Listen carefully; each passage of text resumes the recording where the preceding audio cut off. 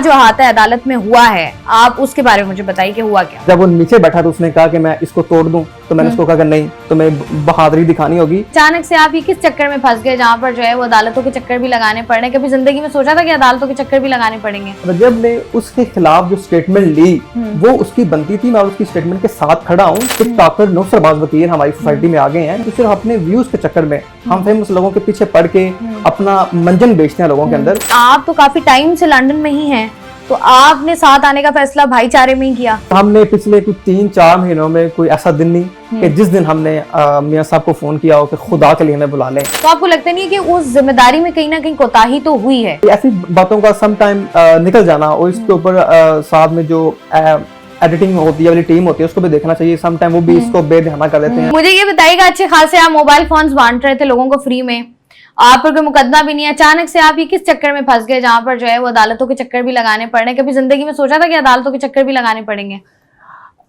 आपके सवाल का जवाब देने से पहले मैं आपके क्वेश्चन नंबर 2 में थोड़ा ऐड करना चाहूंगा कि आपने कहा कि रजब ने उस वकील को कहा कि आप मुंह में गुटखा लेके मैं आपको वकील नहीं मानता।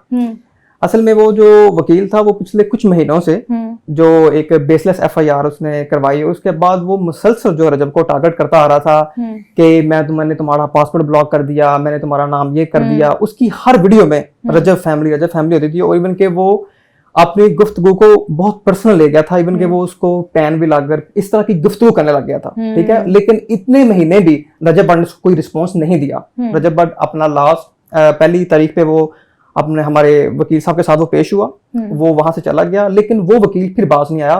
तो रजब ने उसके खिलाफ जो स्टेटमेंट ली वो उसकी बनती थी। मैं उसकी स्टेटमेंट के साथ खड़ा हूं कि इस तरह के जो चंद टिकटॉकर नौसरबाज वकील हमारी सोसाइटी में आ गए हैं जो सिर्फ अपने व्यूज के चक्कर में हम फेमस लोगों के पीछे पड़ के अपना मंजन बेचते हैं लोगों के अंदर, इनके खिलाफ इंशाल्लाह क्रैकडाउन होगा और हम कानूनी कार्रवाई भी करेंगे जैसा कि आपको हमारे वकील साहब ने कहा, और इंशाल्लाह ताला हम इनको मंजिल मकसूद तक पहुंचाएंगे। क्योंकि जो प्रोफेशनल और पढ़े लिखे वकील होते हैं वो इस तरह के काम नहीं करते, उनका इस तरह के लोग चीजों से कोई काम नहीं। अब बात हूं आपके क्वेश्चन की तरफ कि मैं असल में जब मेरे ऊपर और रजब के ऊपर FIR थी NCCI की तरफ से जो भी बोगस FIR डाली गई थी, उसमें भी हमारे वकील साहब मियां साहब है, तो मैं भी लंदन चला गया भट्ट के पास।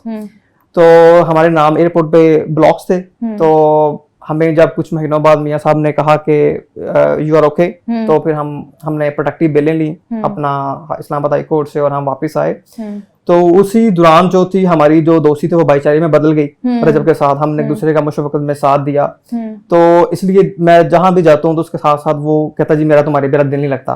तो लास्ट टाइम भी मैं आया था, मैं कोर्ट नहीं आ सका, तो इस बार भी मैं वो जिधर होते हैं हम इकट्ठे होते हैं। अच्छा, जब लंदन से जब पाकिस्तान तक का सफर हुआ तो लोगों ने ये कहा कि लंदन से जो है वो वीजा को खारिज कर दिया गया और जो है वो निकाल दिया गया, तो उसमें आप तो काफी टाइम से लंदन में ही हैं, तो आपने साथ आने का फैसला भाईचारे में ही किया?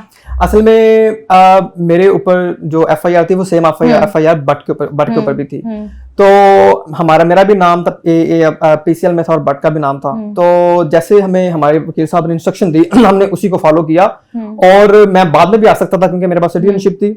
रजब का वीजा कुछ दिन पहले कैंसिल हो गया था होम ऑफिस की तरफ से, लेकिन क्योंकि रजब जो था ना वो अकेला था, तो मैंने कहा कि चलो जो होगा फिर देखा जाएगा। क्योंकि हमारे वकील साहब ने कहा कि आप आ जाओ, इंशाल्लाह हम लॉ के मुताबिक चलेंगे, और हम आए और इंशाल्लाह हमने वैसे ही सरखरू हुए जैसे हमारे वकील साहब ने कहा। अच्छा, मुझे ये बताएं कि जब आप पाकिस्तान आए, ऑब्वियसली बात है बहुत सारे डाउट्स होते हैं जहन में, मियां साहब ने तो आपको कह दिया, भरोसा था आपको मियां साहब पर, लेकिन पाकिस्तान के हालात भी पता है, पाकिस्तान की बहुत सारी चीजें, क्योंकि जब सादुर रहमान गिरफ्तार हुआ और इतना अरसा वो 3 महीने तक 100 दिन जेल में रहा, तो पीपल वरंट एक्सपेक्टिंग कि ऐसा हो जाएगा, बट वो हो गया। बहुत सारे लोगों के साथ बहुत कुछ हो गया, तो आपको किसी मोमेंट पर ये लगा कि अगर व्हाट इफ हमें एयरपोर्ट से गिरफ्तार कर लिया जाता है तो हम क्या करेंगे? आपने सवाल किया?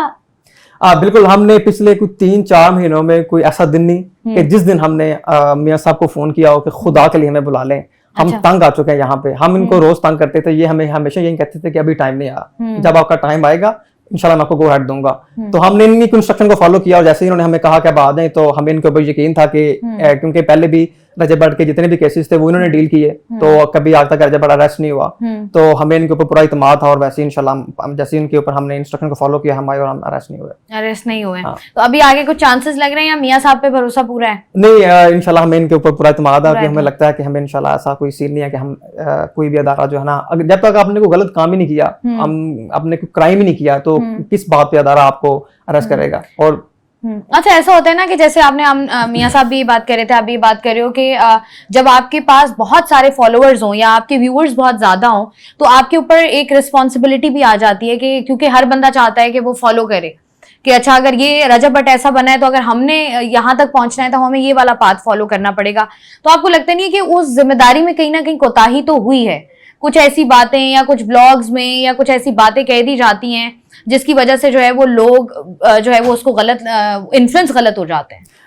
देखिए, सोशल रिस्पॉन्सिबिलिटी तो हमारे ऊपर होती है, लेकिन एक बंदे ने जब डेली व्लॉग करना हो 35 मिनट्स का, तो सम टाइम अगर उसके मुंह से कोई आगे पीछे बात हो जाती है तो इसका मतलब ये नहीं कि उसने अपने दिल से या नियत से ऐसा कहा है। ऐसी बातों का सम टाइम निकल जाना और इसके ऊपर साथ में जो एडिटिंग होती है वाली टीम होती है उसको भी देखना चाहिए। सम टाइम वो भी इसको बेध्याना कर देते हैं, तो इसमें कई लोगों से वो प्रोसेस होकर वीडियो पब्लिश होती है। इसमें सिर्फ ये नहीं कि जो रजब भट्ट ने बोल दिया वही सामने आ गया। यही सवाल करने वाली थी कि चलें अगर स्लिप ऑफ टंग हो भी जाता है तो एडिट पर चीज जो है वो कट जाती है, निकल जाती है, तो वो वहां पर एडिट पर भी नहीं असल में वहां पे उसकी पास 2 लड़के काम करते हैं वहां पे, तो उनकी भी रिस्पॉन्सिबिलिटी होती है कि चीजों को देख के उन चीजों को कट करना जहां पे कुछ स्लिप ऑफ टंग हुई है। लेकिन अगर सम टाइम जब डेली वो भी काम कर रहे होते हैं, डेली उन्होंने काम करना होता है, अगर उनसे भी सम टाइम ऐसी कोई चीज 36 मिनट के अंदर ऐसी चीज स्किप हो जाती है तो ये कोई नियत में तो ऐसी कोई बात मेरे नहीं ख्याल कि उसने ऐसी कर दी है कि जिसके ऊपर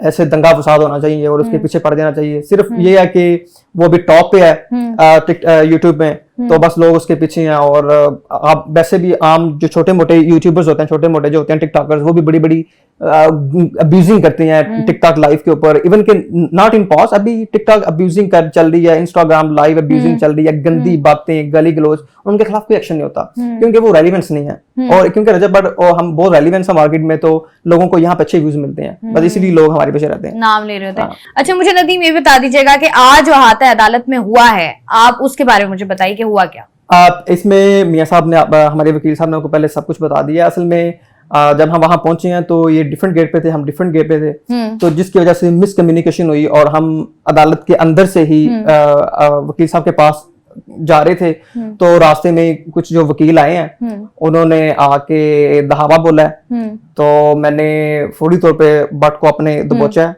और उसको मैं साइड पे किया है। और जब वो नीचे बैठा तो उसने कहा कि मैं इसको तोड़ दूं, तो मैंने उसको कहा कि नहीं, तुम्हें बहादुरी दिखानी होगी और तुमने यहीं रहना मेरे पास। तो वो वहीं बैठा रहा है और वहां को तकरीबन 50 सेकंड गुजरे होंगे और उसी पीछे से आए मियां साहब आए हैं, इन्होंने आके पूरे अग्रेसिव से भट्ट को पकड़ा है और मुझे ऐसे साइड पे किया और उन्होंने पूरा जो है ना, जहां भी वकील थे उनका ऐसे पुश किया पीछे और वो दलेरी के साथ ये हमें अपने ऊपर ले गए हैं और कोर्ट रूम में वहां हाजिर लगाई और फिर मियां साहब हमें ले गए ऊपर अपना कमेटी रूम में, वहां बैठे हैं। और वहां पे किसी उन्होंने कहा, उन्होंने रिक्वेस्ट की कि माफी वाली वीडियो, तो मियां साहब ने उनको क्लियर इंस्टांस किया कि कोई किस्म कोई माफी वाली वीडियो नहीं, जो भी होगा नेक्स्ट प्रोसीडिंग में होगा। और उसके बाद मियां साहब ने वहां से लिया, हम बाहर निकले और अपना निकले चले। ठीक है जी, बहुत बहुत शुक्रिया नदीम मुबारक और मियां साहब हमारे साथ मौजूद थे।